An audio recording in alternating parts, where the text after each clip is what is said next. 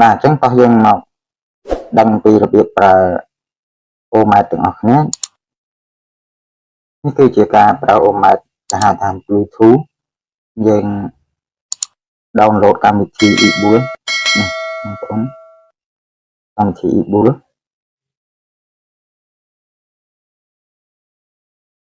បាទអញ្ចឹងយើង download កម្មវិធីហ្នឹងមកអញ្ចឹងយើងកម្មវិធីហ្នឹងប្រើជាមួយនឹងអូម៉ែតនេះបាទ SOE ZT YBQ ហើយយើងអានអង់គ្លេស SOE យើងអានតាមចិន SOE ZT YBQ អញ្ចឹងយើងចុចលើហ្នឹងមកបាទអញ្ចឹងរបៀបភ្ជាប់របស់វាចុចកន្លែងហ្នឹងមកពេញ visitor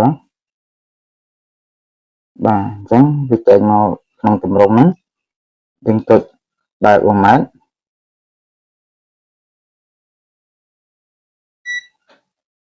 ណាយើងចុចបើក format មកចុចទាំងពីរហ្នឹងដើម្បីបើក Bluetooth វា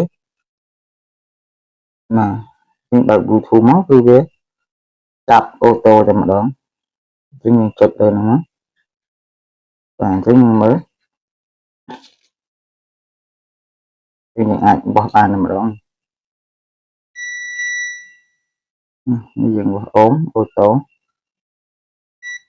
ហើយបដូរបោះយ៉ូតអានេះបោះអង្គដង់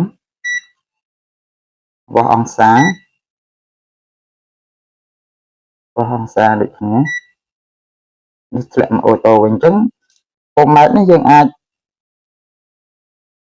យកទៅឆ្ងាយបានអាចពីក្នុងកំឡុង10ទៅ20ម៉ែត្រអញ្ចឹងដូចថាយើងត្រូវការវាស់អីវាស់ភ្លើងវាស់អីអ្នកក្រោមអាចមើលបាន